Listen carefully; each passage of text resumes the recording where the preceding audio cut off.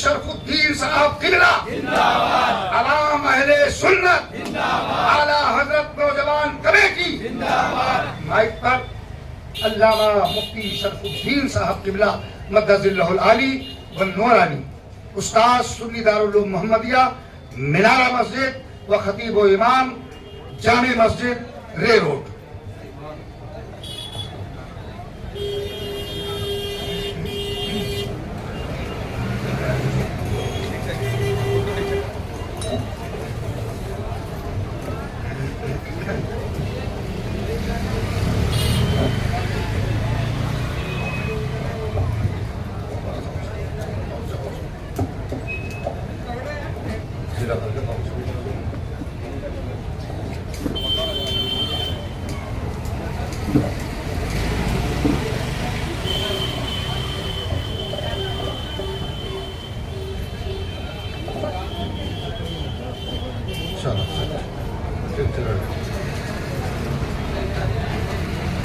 الفاتحة إلى حضرة النبي صلى الله عليه وسلم۔ بسم الله الرحمن الرحيم۔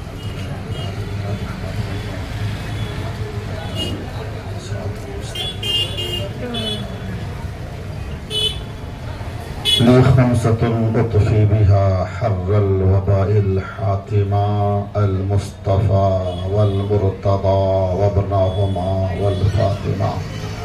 الہی بحق بنی فاطمہ کی برقول ایمان کنم خاتمہ، اگر دعوتم رد کنی ور قبول منو دستو دامانی آل رسول۔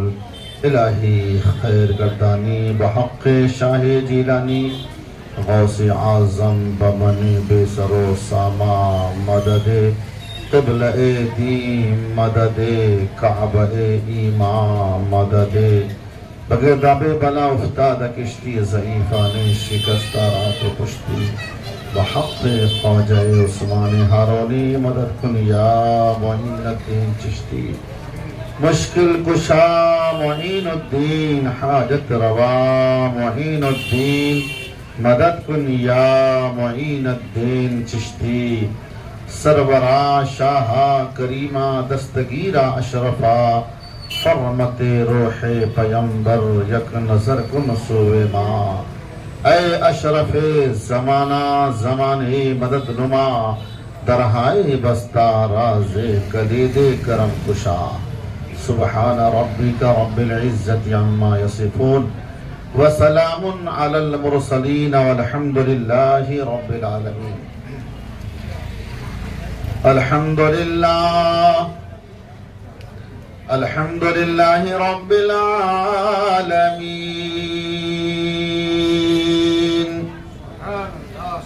والصلاة والسلام على أشرف الأنبياء والمرسلين، وعلى آله وأصحابه وأزواجه وذرياته وأهل بيته وشهداء محبته وأولياء ملته أجمعين، أما بعد، فأعوذ بالله من الشيطان الرجيم،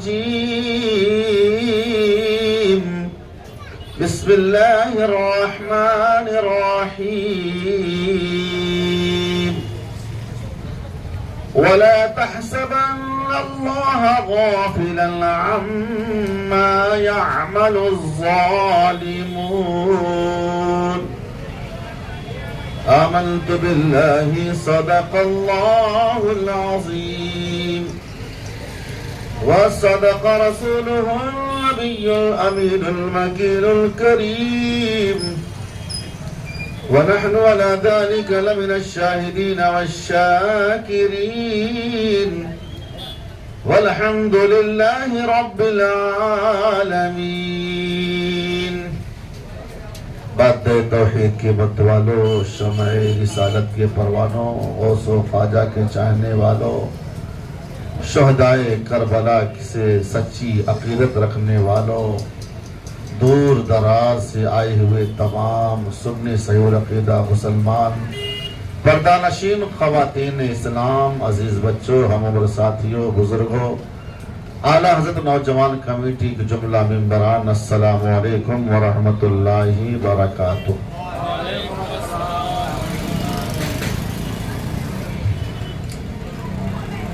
آج ہم نے اس اسٹیج کے بانی مبانی حضرت علامہ و مولانا اسرار احمد بقائی صاحب، جن کی ایما پر اور ان کی دعوت پر اعلیٰ حضرت کمیٹی نے مجھے مدعو کیا، حاضر آیا۔ یہ بڑے مخلص انسان ہیں۔ مولانا بقائی صاحب آپ کے امام بھی رہ چکے ہیں، آپ کے درمیان بھی رہ چکے ہیں، آپ نے ان کا کردار بھی دیکھا ہوگا، ان کا اخلاص بھی دیکھا ہوگا، ان کی محبت بھی دیکھی ہوگی۔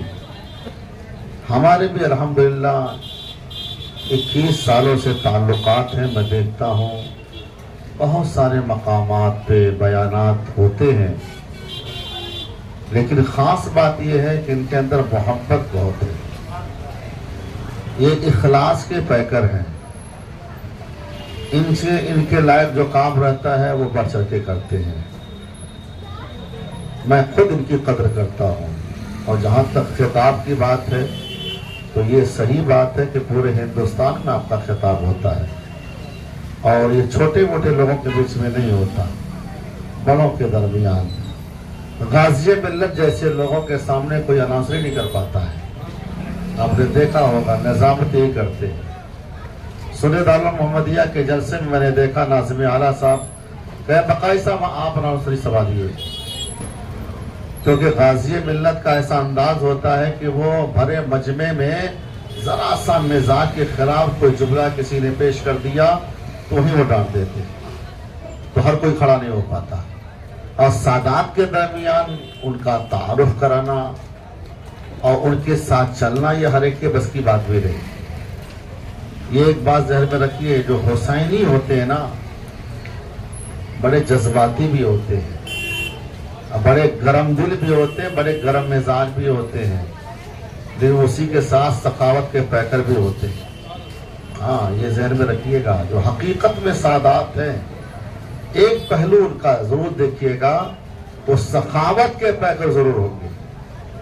اگر حقیقت میں آل نبی ہیں تو مصطفیٰ کا وصف سخاوت کا ضرور پایا جاتا ہے۔ بہرحال وقت بہت کافی ہو چکا ہے، آج ہمیں بہت کچھ بیان کرنا تھا، کیونکہ مابعد کربلا ہی سمجھیے خلاصہ بیان ہوتا ہے۔ مابعد کربلا اگر نہیں سنا تو کچھ بھی نہیں سنا، کیونکہ اب تک تو ہم آنسو بہاتے رہے، ہماری آنکھیں آنسوؤں سے ڈبڈباتی رہی۔ اب آج کا وقت آیا ہے کہ اب ہم خوش ہو کر کے کہیں دیکھو تمہارا انجام کیا ہو رہا ہے۔ اب تک تو تمہارا ظلم ہم نے سنا، تمہاری زیادتی ہم نے دیکھی ہے، تمہاری دادا گیری ہم نے دیکھی ہے، اب تمہارا انجام کیا ہو رہا ہے وہ بھی بتانا بہت ضروری ہے۔ اس لیے میں کوشش کروں گا کہ اس جو ہمیں وقت مل رہا ہے، جو بھی موقع مل رہا ہے، اس مختصر سے وقت میں اپنی گفتگو کو میں سمیٹ لے جاؤں اور کچھ حد تک آپ تک پیغام پہنچا سکوں۔ آئیے سب سے پہلے آقا نامدار، مدینے کے تاجدار، دونوں عالم کے مالک مختار، حضور شفیع المذنبین رحمت للعالمین طہ یاسین، جناب احمد مجتبیٰ محمد مصطفیٰ صلی اللہ تعالی علیہ وآلہ وسلم کی بارگاہ گوہر بار میں اپنی غلامی کا ثبوت پیش کرتے ہوئے بآواز بلند ہدیہ درود و سلام پیش فرمانے۔ بلند آواز سے اللہم صلی علی سیدنا و شفیعنا و حبیبنا و مولانا محمد معدن الجود والکرم، بارک وسلم صلو علیہ صلاۃ و سلام علیک یا رسول اللہ۔ دو شے سن لیجئے۔ قرآن کہتا ہے مرتے نہیں خدا والے، قرآن کہتا ہے مرتے نہیں خدا والے، قرآن کہتا ہے مرتے نہیں خدا والے، خدا والے مرتے نہیں خدا والے، یہ شان رکھتے ہیں، یہ شان رکھتے ہیں دنیا میں مصطفیٰ والے، یہ شان رکھتے ہیں دنیا میں مصطفیٰ والے۔ قرآن کہتا ہے مرتے نہیں خدا والے، مرتے نہیں خدا والے، یہ شان رکھتے ہیں دنیا میں مصطفیٰ والے، یہ شان رکھتے ہیں دنیا میں مصطفیٰ والے۔ اور اس شعر پہ توجہ کیجیے، ہوائیں ظلم کی چلتی رہی تو دیکھنا ایک دن، ہوائیں ظلم کی چلتی رہی تو دیکھنا ایک دن، یہ دھرتی چیر کر نکل آئیں گے کربلا والے، یہ دھرتی چیر کے نکل آئیں گے کربلا والے۔ شہید مرتا نہیں عام آدمی کی طرح، حسین زندہ ہے دستور زندگی کی طرح۔ میرے امام کا پیغام کیا ہے وہ، اور اعلیٰ حضرت کمیٹی نے کس مقصد کے تحت یہ پروگرام منعقد کیا، میں شعر پہ پیش کر رہا ہوں، سمجھیے تقریر ہماری ہو رہی ہے، جو میں شعر پیش کر رہا ہوں پورا خلاصہ ہے۔ کلمہ توحید ہے تیری شہادت حسین، کلمہ توحید ہے تیری شہادت حسین، تو نہ ہوتا تو نہ رہ جاتی صداقت اے حسین، تو نہ ہوتا تو نہ رہ جاتی صداقت اے حسین، تیری قربانی نے زندہ کر دیا اسلام کو، تیری قربانی نے زندہ کر دیا اسلام کو، وہ رہے گا تا ابد تیری بدولت اے حسین، وہ رہے گا تا ابد تیری بدولت اے حسین۔ ملت اسلام کو ملتا ہے ایک درس حیات، ملت اسلام کو ملتا ہے ایک درس حیات، کیسے بھولے ہم تیرا یوم شہادت اے حسین، کیسے بھولے ہم تیرا یوم شہادت اے حسین۔ احتمال آنے کا ہے پھر سے یزیدیت کا دور، یہی مقصد ہے اسٹیج لگانے کا، یہ جو شعر پڑھ رہا ہوں یہ مقصد ہے، یہی شعر جواب دے رہا ہے۔ کیوں اسٹیج لگائے تیغی صاحب؟ تو یہ شعر پیش کریں گے۔ احتمال آنے کا ہے پھر سے یزیدیت کا دور، پھر جہان نو کو ہے تیری ضرورت ہے حسین، پھر جہان نو کو ہے تیری ضرورت اے حسین۔ اور باحصل ہمارے اسٹیج کا کیا ہے، حال میرا کچھ بھی ہو میرا عقیدہ ہے یہی، حال میرا کچھ بھی ہو میرا عقیدہ ہے یہی، کیا بخشوائے گی مجھے، بخشوائے گی مجھے تیری محبت حسین، بخشوائے گی مجھے تیری محبت حسین۔ درود پاک اللہ سے پڑھیے۔ اللهم صل على سيدنا وشفيعنا وحبيبنا مولانا محمد معدن الجود والكرم بارك وسلم صلوا عليه صلاة وسلام عليك يا رسول اللہ. اب ذرا سنیے یزیدیوں کی غنڈہ گردی، دہشت گردی کیا کیا مچایا ان لوگوں نے. جب میرے امام کو شہید کر گئے، امام علی مقام رضی اللہ تعالی عنہ کے سینے مبارک پر شبر لعین بیٹھ گیا اور تلوار لے کر چلانا شروع کیا تو میرے امام کے گلے کی طرف سے نہیں بلکہ گردن کی طرف سے، پشت کی طرف سے میرے امام کے گلے پر چھری چلانا شروع کیا، تلوار چلانا شروع کیا اور دھیرے دھیرے دھیرے دھیرے امام علی مقام کے سر مبارک کو تن سے جدا کر رہا ہے.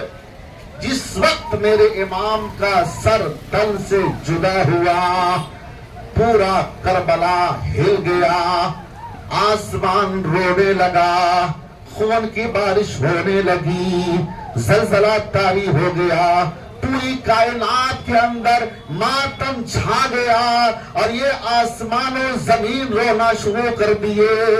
حال یہ دریاؤں کے اندر موجیں بڑھ گئی، طغیانی آ گئی اور آوازیں بلند ہونے لگی. کیا ہو گیا؟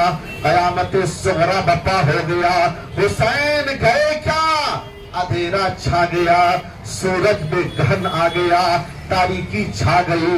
لگ ایسا رہا تھا جیسے کہ رات ہو چکی ہے، دن میں تارے نظر آنے لگے، لوگوں کے ہوش اڑ گئے، سمجھ میں آ نہیں رہا تھا یہ معاملہ کیسے الٹا ہوتا چلا جا رہا ہے، دن میں کیسے تاریکی چھاتی چلی جا رہی ہے. یزیدیوں کو سمجھ میں نہیں آیا.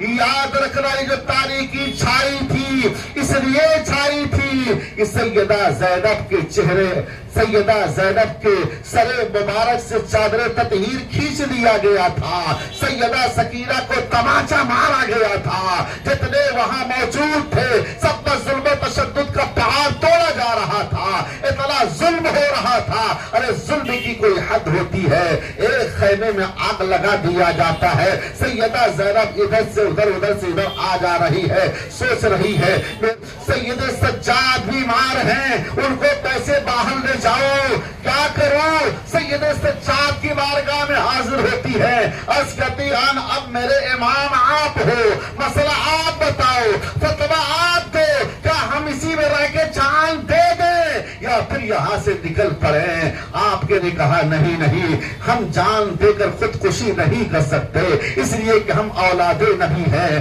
آل نبی ہیں، ہم جو کردار پیش کریں گے دنیا کو وہی معلوم ہوگا. اس لیے یاد رکھنا آج ہمیں خودکشی نہیں کرنا ہے، اپنی جان بچا کر اپنے آپ کو باہر کر دینا. اتنا سننا تھا. سید سجاد کی باتوں کو سننے کے بعد سیدہ زینب نے اپنی پشت پہ ان کو اٹھایا ہے، اٹھانے کے بعد خیمے سے باہر لاتی ہے. ایک سوال میں آپ سے کرنا چاہتا ہوں، اے یزیدیو تم نے خیمے میں آگ کیوں لگائی ہے؟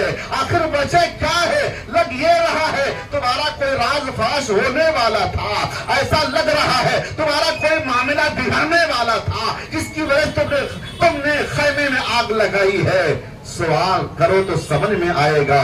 ضرور دوستو کوئی راز تھا، اسی راز کو چھپانے کے لیے، اسی راز کو ختم کرنے کے لیے ان لوگوں نے خیمے میں آگ لگائی تھی. آپ سوچتے ہوں گے کون سا راز تھا؟ خیمے میں آگ لگانے سے وہ راز ختم ہو جائے گا، اسے وہ راز کھل نہ سکے گا. وہ راز یہ تھا کوفیوں نے جو خطوط بھیجے تھے وہ خطوط آپ کے پاس موجود تھے. کہیں ایسا نہ ہو یہ سارے خطوط یزید کے پاس پہنچ جائے اور یزید ان تمام بھیجنے والوں کو گرفتار کرے اور ان کی بینڈ بجا دے. اسی وجہ سے ان تمام کوفیوں نے آگ لگانا شروع کر دیا. ایک خیمے میں آگ لگائی ہے، دوسرے خیمے میں آگ پہنچتی ہے، تیسرے خیمے میں آگ پہنچتی ہے. اس طریقے سے سارے خیمے کو جلا کے خاکستر کر دیا تاکہ جتنا بھی ساز و سامان ہو، جتنی بھی امانتیں ہو، سب جل کے خاک ہو جائیں. یہ تھا مقصد. اس وجہ سے کوفیوں نے آگ لگائی تھی. اور ادھر اللہ تعالیٰ جواب دے رہا ہے، اے کوفیوں تمہیں جتنا کرنا ہے کر لے جاؤ، تمہیں جو کچھ بھی کرنا کرنے جاؤ، یاد رکھنا اگر تم چادر تطہیر تم لے سکتے ہو تو رب تبارک و تعالیٰ تاریکی پیدا کر سکتا ہے. اس لیے کہ سیدہ سکینہ وہاں موجود ہے، سیدہ زینب وہاں موجود ہے، ام کلثوم وہاں موجود ہے. یہ پردہ نشینان حرام ہے، ان کے چہرے پہ پردہ تھا، کبھی کسی نے چہرہ نہیں دیکھا تھا. اس لیے اللہ نے تاریکی چھا کر کے پردے میں کر دیا تاکہ سیدہ زینب کا چہرہ کوئی دیکھ نہ سکے. اور میں اپنی ماؤں کو پیغام دینا چاہتا ہوں، جب چادر تطہیر اتر جاتی ہے تو سیدہ زینب نے اپنے بالوں کو سر پہ چہرے پہ رکھ لیا تھا، اپنے بالوں کو چہرے پہ ڈال دیا تھا تاکہ بے نقاب چہرہ لوگ دیکھ نہ سکیں. اس لیے اپنے بالوں کو چہرے پہ رکھا تھا. اور قدرت نے تاریکی پیدا کر دی تھی، اندھیرا چھا گیا تھا، کسی کو سمجھ میں نہ آئے کہ سیدہ زینب کون ہے. دوسری بات، جب یہ معاملہ چل رہا تھا تو یہ سب خوشیاں منا رہے تھے. کوفی پانی آیا، ٹھنڈا ٹھنڈا پانی ہے، شربت ہے، پی رہے ہیں. تو انہی میں سے لوگوں نے کہا ارے بھائی ہم لوگ تو پانی پی رہے ہیں، دیکھو امام حسین کے چھوٹے چھوٹے بچے ہیں، وہ پیاس سے تڑپ رہے ہیں، کم سے کم پانی تو پہنچا دو. تو لوگوں نے کہا کون پانی پہنچائے گا؟ کہا یہ حر کی بیوی ہے، انہی سے کہو یہ پانی پہنچا سکتے ہو، یہ دیں گی تو ہو سکتا وہ لے لے. اس موقع پر حضرت حر کی بیوی وہ پانی لے کے آتی ہے. آنے کے بعد سیدہ زینب کے پاس کہا آپ پانی پی لیجئے. آپ نے کہا اب پانی کی کیا ضرورت ہے، اب پانی کی کیا ضرورت ہے؟ جب ضرورت تھی تب تو پابندیاں لگائی گئی تھی، اب پانی کی کیا ضرورت ہے؟ نہیں چاہیے ہمیں پانی، اب ہمیں پانی کی ضرورت ہی نہیں ہے. سیدہ سکینہ جن کی عمر 5 یا 6 سال کی تھی، آنکھ کھل گئی، دیکھا پانی ہے، چاہتی تھی پانی پی لے. سیدہ زینب نے فرمایا نہیں، لیکن حر کی بیوی نے قدموں میں سر رکھ دیا، کہا نہیں آپ کو پانی لینا پڑے گا. بڑی منتوں سبادتوں کے بعد سیدہ زینب نے پانی قبول کیا. تو کہا ہم میں جو سب سے چھوٹا ہے وہ پانی پیے گا. سیدہ سکینہ کو دیا. سکینہ بھی بڑی ہوشیار تھی، کہا پھوپھی جان نے کہا جو سب سے چھوٹا ہوگا وہ پانی پیے گا. تو یہ پانی لے کر کے چلی جاتی ہیں ان سروں کے درمیان جہاں علی اصغر موجود ہے، ان کا سر موجود ہے. جا کے کہتی ہیں بھیا تم اچھے چھوٹے ہو، سب سے چھوٹے تم ہی ہو، بھیا اصغر تم پانی پی لو، تم پانی پی لو. بابا پانی لے کے آ گئے. ان کے دماغ میں یہی تھا، حضرت علمبردار گئے تھے پانی لینے تو پانی لے کے آ گئے. بار بار پوچھتی تھی پھوپھو سا جان سے کب بابا جان آئیں گے، کب بابا جان آئیں گے. تو پھوپھو جان کہتی تھی بابا جان دریا ہی پر سو رہے ہیں، دریا پر سو رہے. لیکن جھوٹ نہیں بول رہی ہے، جھوٹ نہیں. یہ سادات کی ذمہ داریاں ہیں، وہ جھوٹ سے کام نہیں لیتی. کہتے سو رہے، آدمی مرنے والا سونے ہی کے منزل میں ہوتا ہے. سو رہے ہیں. تو سیدہ سکینہ اس پانی کو لے کے علی اصغر کے پاس جاتی ہے کہ بھیا تم سب سے چھوٹے، حق تمہارا بنتا ہے، تم پانی پی لو. یہ کربلا کا لٹا ہوا کارواں پیغام دے رہا ہے، لوگوں ایک دوسرے کا احترام کرو، چھوٹے بڑے کا، بڑے چھوٹے کا احترام کرو کہ نظام تمہارا اچھا چلے گا، تمہارے گھر کا ماحول اچھا ہوگا. یہ ہمیں یہاں سے پیغام ملتا ہے. سیدہ سکینہ کی ایک بات اور سنیے. آپ کی عادت تھی کہ بابا جان کے گلے، ان کے سینے پر چادر کے سوتی تھی، لپٹ جاتی تھی، تب نیند آتی تھی. آج بابا جان تو نہیں ہے، نیند کیسے آئی؟ تو آپ ان سروں کے درمیان، ان لاشوں کے درمیان جا کے کہتی ہے بابا مجھے نیند نہیں آ رہی ہے، جب تک آپ مجھے اپنے سینے پر نہیں سلاؤ گے مجھے نیند نہیں آئے گی. اللہ اکبر. سیدہ سکینہ جب درمیان میں چلتی ہیں تو چلتے چلتے دیکھتی ہے ایک لاش مبارک سے آواز آتی ہے بیٹی سکینہ آؤ. بیٹی سکینہ آؤ ہمارے پاس آؤ، آؤ آؤ ہم تمہیں سلاتے ہیں۔ سر تن سے جدا ہے، عقل یہ کہتی ہے آواز کیسے آئے گی، لیکن یہ شہدائے کربلا کے شہید کہتے ہیں ارے آواز آنا کوئی مشکل کام نہیں ہے، اس لیے کہ جو خدا کی راہ میں مارے جاتے ہیں وہ مردہ نہیں بلکہ وہ زندہ ہے، اسی لیے تو آواز آ رہی ہے۔ سیدہ سکینہ وہاں پہنچ جاتی ہے، سیدہ زینب نے دیکھا کہ ارے سکینہ وہاں کہاں، وہاں کیا کر رہی ہو؟ کہا بابا جان کے پاس ہو۔ پوچھا کیسے پتا چلا کہ بابا جان کون ہے؟ سب تو الگ ہے، گھر تو الگ ہے، کیسے سمجھ میں آ رہا ہے؟ کہا سیدہ سکینہ نے بابا جان نے مجھے بلایا ہے، آواز دے کے بولا، اس لیے میں نے پہچان لیا کہ میرے بابا جان یہی ہے، میرے بابا جان یہی ہے۔ دوستو عرض یہ کرنا چاہتا ہوں جو اللہ کی راہ میں مرتا ہے وہ شہید ہوتا ہے، وہ مردہ نہیں بلکہ وہ زندہ ہے، ان کی زندگی کا شعور اوروں کو نہیں ہے۔ سیدہ سکینہ پھر وہاں سے آ جاتی ہیں۔ اب یہ لٹا ہوا قافلہ ظلم کی حد تو چھوڑا نہیں، ایک اونٹ تھا اسے بھی لے لیا، اور لینے کے بعد دیکھیے جیسا لگتا ہے معاذ اللہ کہ یہ کوئی ظالم لوگ ہوں، یہ کوئی مجرم لوگ ہوں۔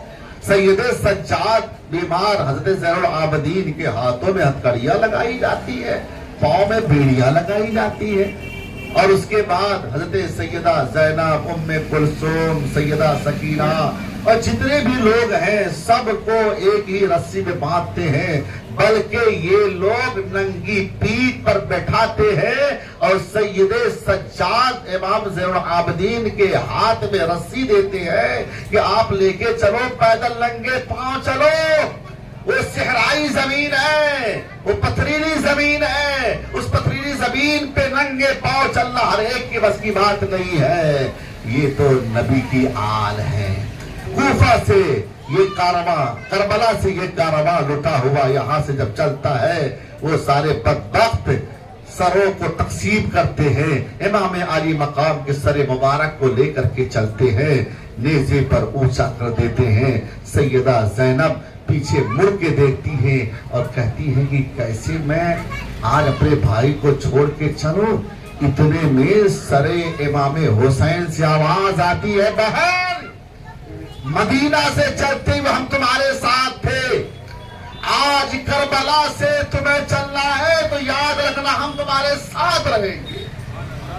سر مبارک سے آواز آتی ہے، کٹا ہوا سر ہے میرے امام کا، وہاں سے آواز آتی ہے، تب آپ کو تسلی ہو جاتی ہے میرا امام سر جدا ہونے کے باوجود نیزے پر سب سے بلند ہے، امام اونچی جگہ پر ہوتا ہے، میرا امام بلندی پر ہے، نیزے پر اگرچہ ہے۔ امام علی مقام کے سر مبارک کو نیزے پر لے کر یہاں سے چلے، کہاں آتے؟ کوفہ آتے ہیں۔ تو تیزی پیدا کرتا ہوں، کوفہ آتے ہیں۔ کوفہ لانے کے بعد کوفہ کے قید خانے میں رکھنے سے پہلے عبید اللہ ابن زیاد کی حرکت دیکھیے، چونکہ یہ یہاں کا گورنر بن گیا تھا نا، کوفہ کا حاکم بنا ہوا تھا، تو اس نے کیا کیا؟ امام علی مقام کے سر مبارک کو منگوایا، سامنے رکھا، اور رکھنے کے بعد معاذ اللہ امام علی مقام کے ہونٹ مبارک پر ایک چھڑی دے کر کے اس سے کھودتا ہے، معاذ اللہ اس کو شرم بھی نہیں آتی کہ میں کیا کر رہا ہوں۔ جس لب کو میرے مصطفیٰ نے چوسا تھا، جسے بوسا دیا تھا، جس کو سوکھا تھا، آج اس کی بے حرمتی عبید اللہ بن زیاد کر رہا ہے۔ اس کوفہ کے قید خانے میں ایک دو دن نہیں بلکہ 34 روز کوفہ کے قید خانے میں رکھا گیا، وہاں سے پھر نکالا جاتا ہے۔ نکالنے کے بعد کوفہ سے لے کے دمشق تک کچھ کل 19 منزلیں ہیں، توجہ سے سننا، تاریخی بات کر رہا ہوں، 19 منزلیں ہیں کوفہ سے دمشق تک۔ اب ہر ایک منزل کا نام نہیں لے سکتا، وقت بہت ہو جائے گا، چند منزلوں کا نام لوں گا، لیکن ایک بات مختصر میں عرض کر دیتا ہوں، 80 شہروں کو گھمایا گیا، 800 میل کا سفر طے کرایا گیا، اور یہ سب کے سب چل رہے ہیں۔ امام علی مقام کی اولاد ہے جو سفر طے کر رہی ہے۔ 80 شہروں کو گھمانے کے بعد دمشق کے پاس پہنچتے ہیں۔ اب وہاں پہنچنے سے پہلے کچھ منزلیں ہیں، ان منزلوں کا تذکرہ میں آپ سے کرنا چاہتا ہوں۔ جب کوفہ سے چلے، پہلی منزل پر آئے، چونکہ وہاں کا ماحول یہ تھا کہ جو منزل ہوتی تھی اس کے بیچ میں کوئی رک نہیں سکتا، منزل پر ہی قیام ہوا کرتا تھا، اس لیے منزلوں کا نام ہوتا تھا۔ جیسے وہاں کلومیٹر ہوتا ہے، میل ہوتے، ویسے وہاں بھی منزلیں تھی۔ تو ایک منزل پر جب یہ لوگ پہنچے، بھوکے پیاسے تھے، ان لوگوں نے سوچا جو اونٹ ہم لوگوں نے لیا ہے اسی کو ذبح کر کے اس کا گوشت کھا لے۔ جب اس کا گوشت ذبح کیا اور چاہا گوشت کھانا تو سارا کا سارا گوشت خون بن گیا، سارا گوشت خون بن گیا، اور اس گوشت سے آگ کے شعلے بھڑکنے لگے۔ کچھ حاصل نہیں ہوا، پھر وہاں سے تیزی کے ساتھ بھاگے، چلنے کے بعد جب دوسری منزل پر آئے، وہاں آئے تو دیکھا وہاں گرجا گھر نظر آیا۔ اس گرجا گھر کی دیوار پر دیکھا ایک ہاتھ لوہے کا نمودار ہوا، اور اس ہاتھ کے اندر لوہے کی قلم آئی۔ اس قلم سے دیکھا خون سے لکھا ہوا ہے، اترجو امت القتلت حسینہ شفاعت جدی یوم الحسابی۔ یہ جب دیکھا، دیکھنے کے بعد روگٹے کھڑے ہو گئے۔ راہب نے پوچھا یہ بتاؤ تم لوگ کون ہو، اور یہ جو سر ہے یہ کس کا سر ہے، یہ کون لوگ ہیں؟ تو کہا یہ یزید کے دشمن کا سر ہے۔ ارے نام تو بتاؤ کس کا سر ہے؟ کہا حسین ابن علی ہے۔ کہا حسین ابن علی رسول کے کون ہیں؟ کہا یہ ان کے نانا جان مصطفیٰ ہے۔ کہا اے خبیثو، کیوں نہیں سیدھی بات کرتے ہو کہ مصطفیٰ کے نواسے کا سر ہے، تم گھما کے باتیں کیوں کرتے ہو؟ کتنے بدبخت تم لوگ ہو کہ تم اپنے رسول کے نواسے کا سر لے کے چل رہے ہو، تمہیں شرم نہیں آتی ہے؟ 10,000 درہم دیا اور کہا اس راہب نے ایک رات کے لیے مجھے دے دو، سر مبارک مجھے دے دو، ایک رات کے لیے تمہیں میں 10,000 درہم دیتا ہوں۔ یہ سب پیسوں کے پجاری، روپے پیسے کے پجاری، حریص، دنیا دار، لالچی، ان لوگوں کو تو پیسہ ہی چاہیے تھا، اسی لیے ان لوگوں نے قبول کر لیا۔ امام علی مقام کے سر مبارک کو دے دیا۔ وہ راہب گھر لے کے آتا ہے، لانے کے بعد عطر و گلاب سے دھوتا ہے، غسل دیتا ہے، خوشبو لگاتا ہے، ایک اونچے مقام پر رکھ دیتا ہے، رکھنے کے بعد ہاتھ باندھ کے کھڑا ہو جاتا ہے۔ پھر دیکھتا میرے امام کے سر مبارک سے ایسا نور پھوٹتا ہے جو آسمان میں جا رہا ہے۔ اس نور کو دیکھتے ہی کہا اشہد ان لا الہ الا اللہ و اشہد ان محمد رسول اللہ۔ وہ راہب دیکھا اور دیکھتے ہی کلمہ پڑھ کے مسلمان ہو گیا۔ میرے امام کا سر تن سے جدا ہے، دیکھو ذرا میرا امام کس طرح ہماری مسیحائی کر رہا ہے، ہماری رہنمائی کس طرح کر رہا ہے۔ سر تن سے جدا ضرور ہے، لیکن اسلام کی دعوت دیتا جا رہا ہے، مسلمان بناتا جا رہا ہے۔ جو آپ کے قریب آتا ہے دامن اسلام میں آ جاتا ہے۔ امام علی مقام کے سر مبارک کو پھر لے جا کے اس نے واپس کر دیا، اور اس کے بعد یہ سب لے کر کے چلتے ہیں۔ ایسے منزلیں آتی جاتی ہیں۔ ایک ایسی منزل ہے، اس منزل کا نام شہر معمورہ ہے۔ اس منزل کے قریب آنے والے تھے، اتنے میں وہاں کا جو حاکم تھا، گورنر تھا، عزیز بن ہارون، خام میں موسیٰ کلیم اللہ تشریف لاتے ہیں۔ وہ کون ہے؟ وہ یہودی ہے۔ موسیٰ علیہ السلام نے فرمایا اے میرے امتی عزیز یاد رکھنا، تمہارے شہر کے قریب سے مصطفیٰ جعلی رحمت کے نواسے کا سر گزرنے والا ہے۔ اس میں ان کے شہزادے امام زین العابدین بھی ہے، اور ان کی آزاد کردہ کنیز خاتمہ وہاں شیرین بھی موجود ہے۔ یاد رکھنا تمہارے دروازے کے پاس وہ آنے والی ہوگی، تم جا کے دروازہ کھول دینا، ان کی بھرپور خدمت کرنا، تم کامیاب ہو جاؤ گے۔ عزیز نے خواب دیکھا، صبح ہوتی ہے، جاگ جاتا ہے اور جاگنے کے بعد تیار ہو کے بیٹھ گیا، اور اس کے بعد جب وہ دروازے کے قریب پہنچتا ہے تو دیکھا واقعی وہاں شیرین موجود ہے۔ شیرین نے جیسے دستک دی ہے، آواز دیا، عزیز نے کہا شیرین ٹھہرو، دروازہ کھولتا ہو۔ اتنا سننا تھا شیرین کے رونگٹے کھڑے ہو گئے کہ آخر میرا نام یہ کون شخص ہے جو جانتا ہے، میرا نام کیسے پتا چل گیا؟ بہرحال دروازہ کھلا، شیرین اندر آئی، آنے کے بعد کہا ہم کچھ سامان خریدنا چاہتے ہیں، ہم کچھ چیزیں خریدنا چاہتے ہیں۔ اس کے پہلے سیدہ زینب سے کہا تھا کہ میرے پاس کچھ زیورات ہیں، میں چاہتی ہوں ان کو فروخت کر کے آپ کے لیے لباس لے کے آ جاؤ، اس لیے کہ آپ کے لباس میلے کچیلے ہو چکے ہیں، گندے ہو چکے ہیں، میں چاہتی ہوں صاف ستھرا ایک اچھا لباس لا کر کے آپ کی خدمت میں پیش کر دو، خادمہ ہو تو ایسی ہو۔ شیرین جب یہاں آتی ہے، اتنے میں ساری خریداری اس عزیز نے سب سے پہلے کر ڈالی تھی، سارا کا سارا سامان خرید کر یہ عزیز خود لے کے چلتا، کہتا شیرین سے چلو اپنے خیمے میں، چلو اپنے لوگوں کے پاس چلو، سید سجاد سے میری ملاقات کرا دو۔ اب وہ شیرین کو ساتھ لے کے جا رہی ہے۔ عزیز جب پہنچا، سیدنا امام زین العابدین کے پاس پہنچا، سیدنا امام زین العابدین نے کہا بتاؤ کیا بات ہے، کس لیے آئے ہو؟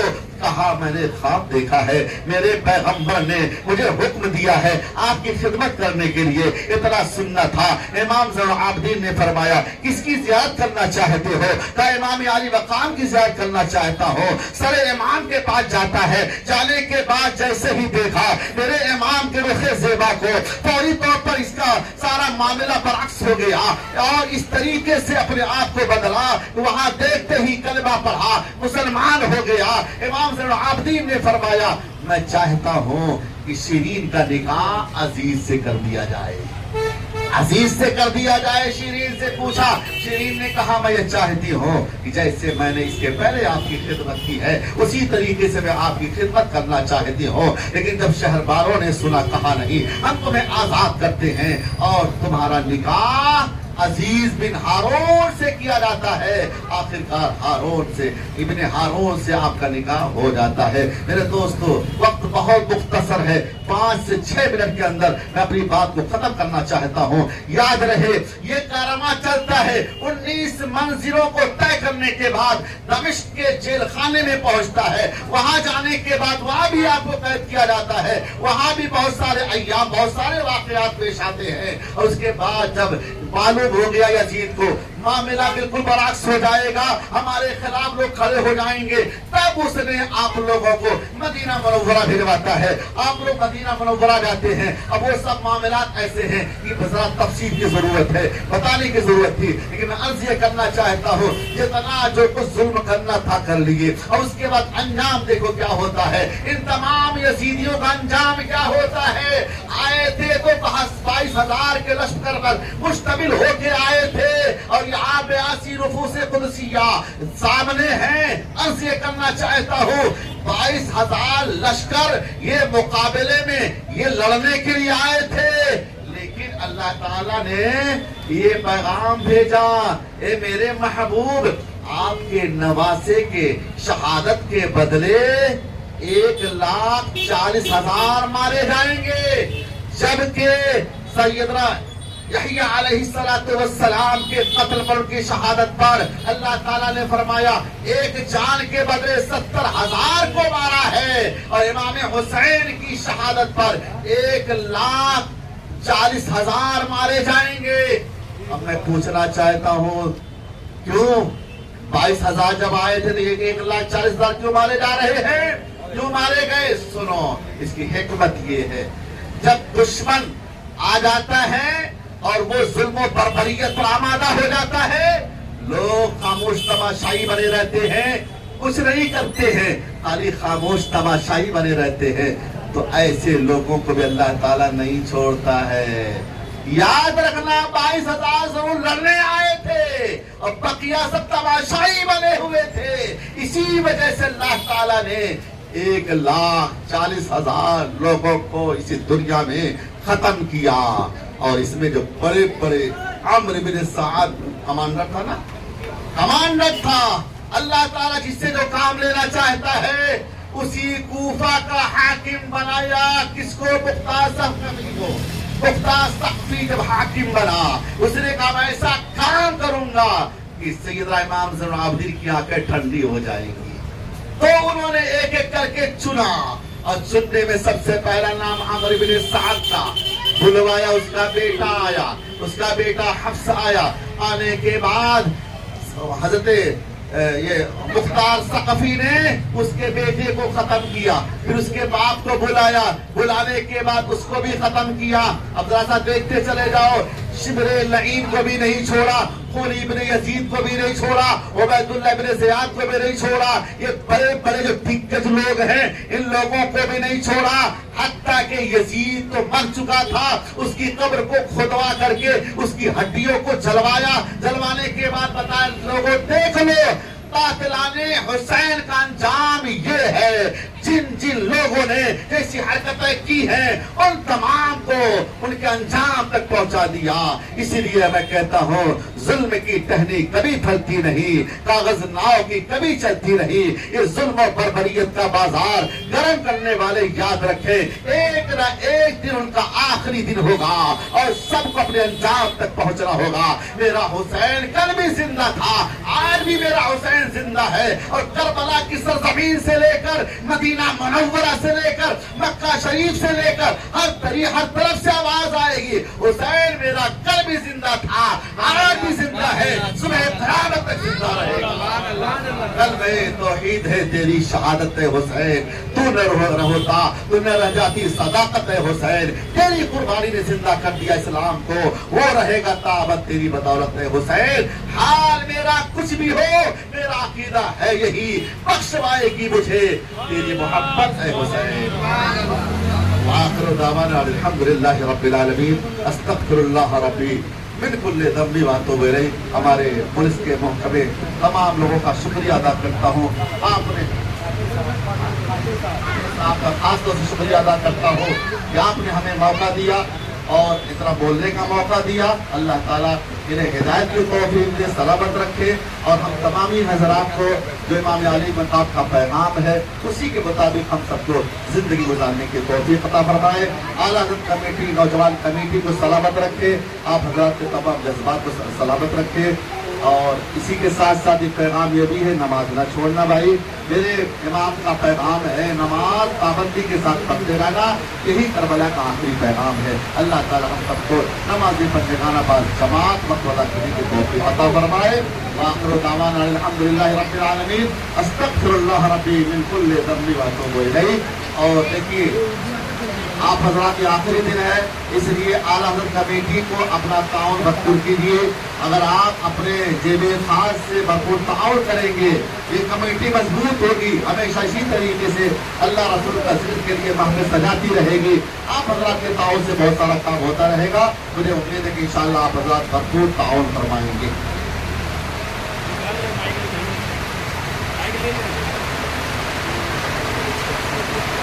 طلع البدر علينا من ثنية الوداع وجب الشكر علينا ما دعا لله داعي. يا نبي سلام عليك, يا رسول سلام عليك, يا حبيب سلام عليك, صلوات الله عليك.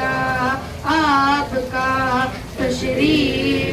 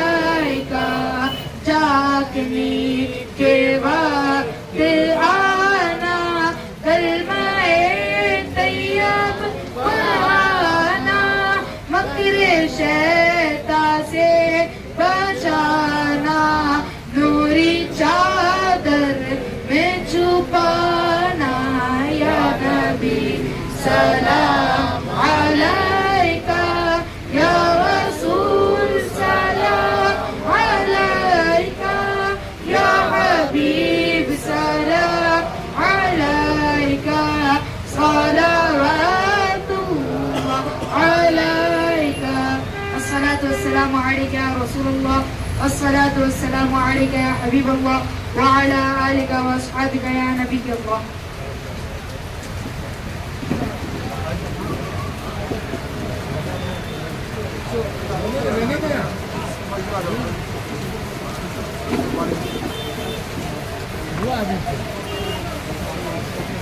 آپ حضرات 3 بار قرآن اللہ شریف پڑھ لیجیے، ایک بار سورہ فاتحہ۔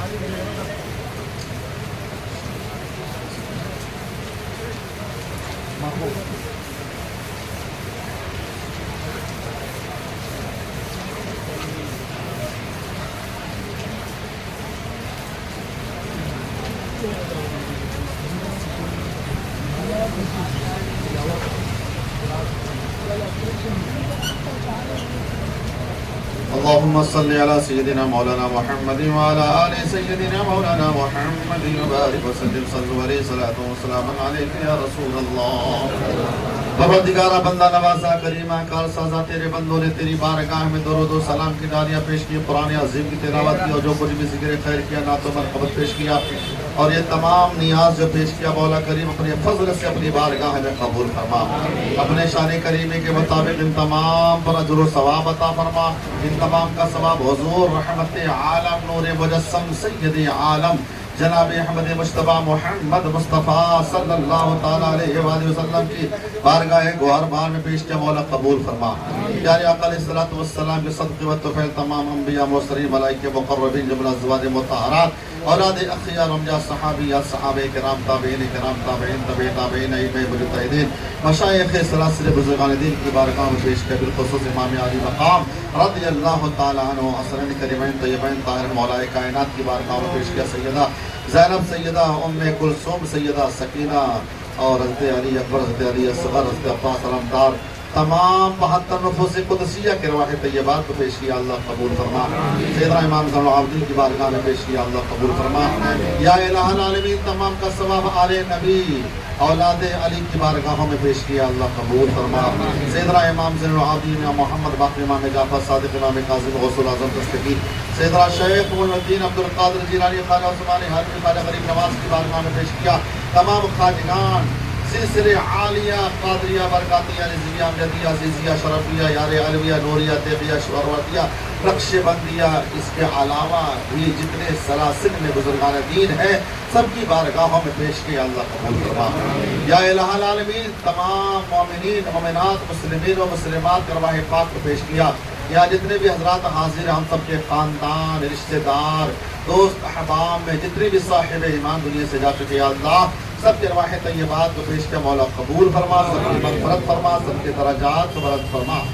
علی جناب شمس الدین صاحب کی مغفرت فرما، ان کے درجات بلند فرما، ان کی قبروں پہ رحمت و انوار کی بارشیں عطا فرما۔ علی جناب دلاور صاحب کا آپریشن ہونے والا، مولا کریم آپریشن میں کامیابی عطا فرما، صحت کلی عطا فرما، شفاء کامل و عاجل عطا فرما۔ امام علی مقام کے صدقے میں یا اللہ تمام بیماریاں دور فرما دے۔ مولا کریم ہمارے جتنے بھی بھائی ہیں سب کو تمام مہلک امراض سے محفوظ و معمول فرما۔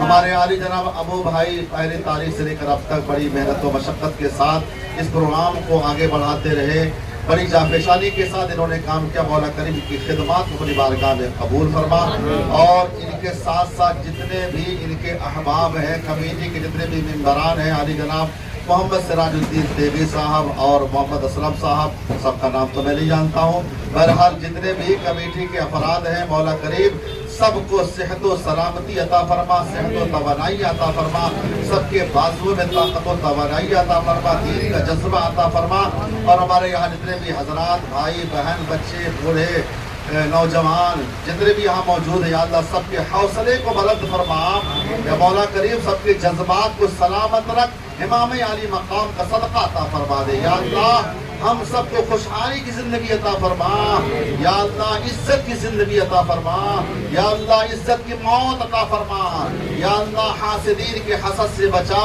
دشمنوں کے شر سے بچا، منافقین کے نفاق سے بچا، غداران رسول سے ہم سب کی حفاظت فرما، اور کوفیوں کی تمام نفاق سے ہم سب کی حفاظت فرما، یا الہ العالمین اہل فلسطین کی حفاظت فرما، مسجد اقصی کی حفاظت فرما، مولا کریم ہم سب سے وہ کام لے جس سے تو اور تیرا محبوب راضی ہو جائے، یا الہ العالمین بیان کرنے میں، سننے میں، سنانے میں کسی قسم کی کوئی لغش خطائیں ہوئی ہوں، مولا کریم تیری بارگاہ میں توبہ کرتے ہیں، معافی چاہتے ہیں، مولا کریم ہم سب کو معافی کا پروانہ عطا فرما دے، یا اللہ جب تک دنیا میں ہیں ہم سب کو توبہ کی توفیق عطا فرما، ہم سب کا خاتمہ بالخیر عطا فرما، مولا کریم ہمارے تمام بھائیوں کو سلامت رکھ، حفاظت فرما، ہر آفت و بلیہ سے محفوظ فرما۔ ان اللہ و ملائکتہ یصلون علی النبی یا ایھا الذین آمنوا صلوا علیہ وسلموا تسلیما۔ اللهم صل على سيدنا مولانا محمد وعلى آل سيدنا مولانا محمد وبارك وسلم، صلوا عليه صلاة وسلاما عليك يا رسول الله، سبحان ربك رب العزة عما يصفون وسلام على المرسلين والحمد لله رب العالمين۔ ایک اعلان سن لیجیے، یہ اردو میں لکھا ہوا ہے، یہ فتویٰ ہے، یہ مسئلہ ہے، خاص طور سے مسجد میں جو لوگ کرسی پر بیٹھ کے نماز پڑھتے ہیں ان لوگوں کے لیے یہ فتویٰ ہے، یہ مسئلہ ہے کہ کون لوگ کرسی پر بیٹھ کے نماز پڑھ سکتے ہیں، کون لوگ نماز نہیں پڑھ سکتے ہیں۔ اگر آپ حضرات کرسیوں کا استعمال کرتے ہیں تو آپ اس کو پڑھ لیجئے۔ اس کا ایک مختصر سا مسئلہ بتا دیتا ہوں کہ جو لوگ سجدے پر قادر نہیں ہیں، جو لوگ سجدے پر قادر نہیں ہیں وہ لوگ کرسی پر بھی بیٹھ سکتے ہیں اور زمین پر بھی بیٹھے تو افضل ہے۔